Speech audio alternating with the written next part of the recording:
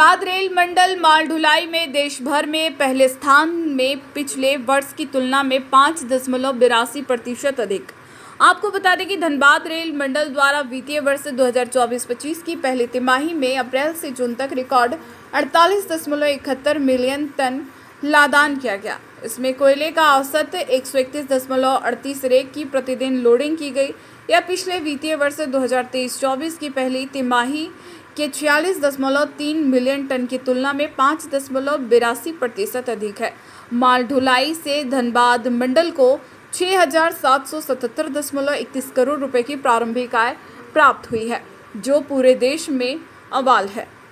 Dhanbad rail मंडल के DRM Kamal Kishore Sinha ने media से बात करते हुए बताया कि पिछले वित्तीय वर्ष के समान अवधि की तुलना में 4.86% अधिक है। इस रिकॉर्ड के साथ धनबाद लादान और आय में पूरे भारतीय रेल में पहले स्थान पर रहा। पूर्व मध्य रेल 2024-25 की प्रथम तिमाही में 51.61 मिलियन टन माल लादान कर क्षेत्रीय रेलों में चौथे स्थान पर रहा। इस वित्त वर्ष की पहली तिमाही में गेहूं की 37 रेक और मक्के की 317 रेक लोड की गई, जो पिछले वर्ष की इसी अवधि की तुलना में ये हम लोग की जैसा कि पिछले एक साल से ऊपर से हो गया है। हम लोग हर महीने में एक बार हम लोग आपस में मिलते हैं और रेलवे के डिफरेंट अचीवमेंट्स और डिफरेंट जो आप लोग की पब्लिक की जो डिमांड है वो आप लोग से हम लोग जानते हैं और अचीवमेंट्स आपको बताते हैं। अभी जो इस साल इस महीने का जो जून के महीने का अचीवमेंट लेते हैं, तो हम लोगों ने जून के महीने में करीब 16.40 मिलियन टन की लोडिंग की है, जो कि पिछले साल की इसी अवधि के 14.84 मिलियन टन से करीब 10% ज़्यादा है। और क्यूमुलेटिव में हम लोगों ने अभी तक जो लोडिंग करी है वो करीब 48.71 मिलियन टन किया है, जो कि इसी अवधि के पिछले साल के से करीब 6% ज़्यादा है। ये अचीवमेंट इसलिए महत्वपूर्ण है कि हम लोग इस समय भी भारत के नंबर 1 में फ्रेट लोडिंग डिवीज़न है और कोल लोडिंग में हम लोग इंडिया में नंबर 1 स्थान रखते हैं, जो कि पिछले जब से करीब 3 साल हो गए, 3 साल से हम लोग नंबर 1 में लगातार बने हुए हैं। तो एक ही अचीवमेंट आप लोग से शेयर करना था। साथ ही साथ अर्निंग के फ्रंट में भी हम जो इस पीरियड में रहा है, अर्निंग में हम लोग का जो फ्रेट का जो टोटल अर्निंग रहा है वो करीब 2197 करोड़ रहा है, करीब 2200 करोड़ रुपए है, जो कि पिछले साल की इसी अवधि से करीब 10% ज़्यादा है।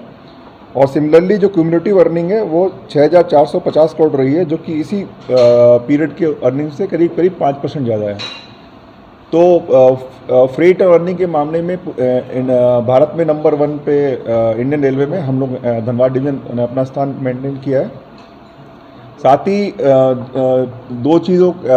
3 चीज़ों के बारे में आपसे इंटरेक्शन हुआ। दैट इज़ एक तो फायर प्रोटेक्शन के लिए रेलवे ने क्या किया है, FDSS एंड FSDS, ये 2 सिस्टम इंट्रोड्यूस किए हैं AC कोचेज़ में as well as pantry car and power car में, ताकि आग लगने की संभावना में इमीडिएट कार्रवाई हो सके और आग ना लगे।